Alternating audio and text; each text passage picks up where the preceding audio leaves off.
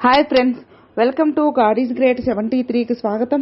Friends, మీరు కొత్తవారు కనుకైతే నా ఛానల్ని సబ్స్క్రైబ్ చేసుకోండి. ఫ్రెండ్స్, నేను పెట్టిన ప్రతి వీడియో మీకు నోటిఫికేషన్ వస్తుంది. అలాగే పక్కన ఉన్న బెల్ ఐకాన్ నొక్కి లైక్ చేసుకోండి. ఫ్రెండ్స్, ఇక మన వీడియోలోకి వెళ్దాం.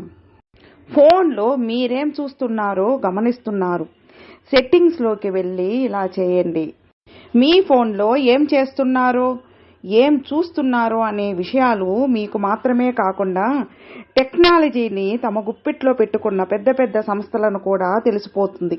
మీరు సరిగ్గా గమనిస్తే మీరు ఏం మాట్లాడుకుంటున్నారో ఆ టాపిక్ రిలేటెడ్ ప్రకటనలు వస్తాయి. యూట్యూబ్లో కావచ్చు, గూగుల్ క్రోమ్ లాంటి వెబ్ బ్రౌజర్లో కావచ్చు, మీరు ఎవరితో అయినా ఏదైనా టాపిక్ గురించి మాట్లాడితే దాని రిలేటెడ్ ప్రకటనలు వస్తుంటాయి. అంటే మీ ఫోన్ మీ వాయిస్ వింటుంది. అలాగే మీరు గూగుల్ క్రోమ్, ఫైర్ ఫ్యాక్స్ లాంటి బ్రౌజర్లు వాడుతుంటారు కదా. అయితే మీకు తెలుసా, మీకు తెలియకుండానే మీ యాక్టివిటీస్ రిలేటెడ్ డేటా అనేది వేరే వెబ్సైట్స్కి వెళ్ళిపోతుంది. బ్యాంకింగ్ రిలేటెడ్ లాగిన్ డీటెయిల్స్ని ఎంటర్ చేసినప్పుడు ఆటోమేటిక్ సేవ్ అని చెప్పి గూగుల్ ఒక ప్రాంప్ట్ని అలర్ట్ చేస్తుంది. దాన్ని అనేబుల్ చేస్తే మీరు మళ్ళీ లాగిన్ అయినప్పుడు పాస్వర్డ్ ఎంటర్ చేయకుండా డైరెక్ట్ లాగిన్ అవ్వచ్చు. అయితే ఈ డేటా గూగుల్ స్టోర్ అయి ఉండడం అంత సురక్షితం కాదని నిపుణులు చెబుతున్నారు. ఎందుకంటే గూగుల్ నుంచి డేటాని స్కామర్స్ దొంగిలించే ఛాన్సెస్ ఉన్నాయని, లేదా గూగులే బయట వారికి అమ్మేసి ఛాన్సెస్ ఉన్నాయని అంటున్నారు. ఇప్పటికే రష్యన్ కోర్టు గూగుల్ వినియోగదారుల వ్యక్తిగత సమాచారాన్ని స్టోర్ చేస్తుందని భారీ జరిమానా విధించింది. అంటే పర్సనల్ డేటా స్టోర్ చేయడం అనేది నేరం.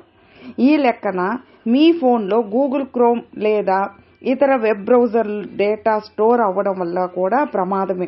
ఆ డేటా ఎలా, ఎప్పుడు, ఏ సమయంలో అయినా స్కామర్ల చేతికి చిక్కొచ్చు. కాబట్టి మీరు దీని నుంచి సురక్షితంగా ఉండాలంటే మీరు వెంటనే ఈ పని చేయాలి. మీరు గూగుల్ బ్రౌజర్ వాడుతున్నట్లయితే ఆ బ్రౌజర్ ఓపెన్ చేసి కుడివైపున పైన ఉండే 3 డాట్స్ పైన క్లిక్ చేయండి.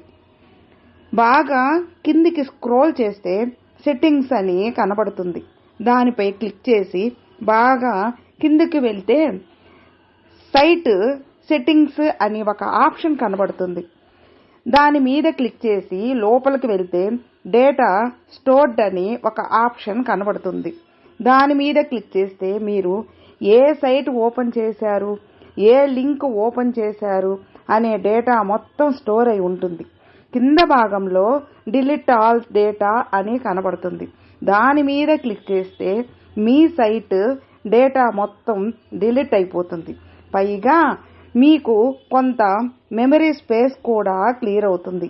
దీనివల్ల మీ ముఖ్యమైన డేటాతో పాటు వేస్ట్ డేటా కూడా ఎగిరిపోతుంది. కాబట్టి వెంటనే ఈ పని చేయండి.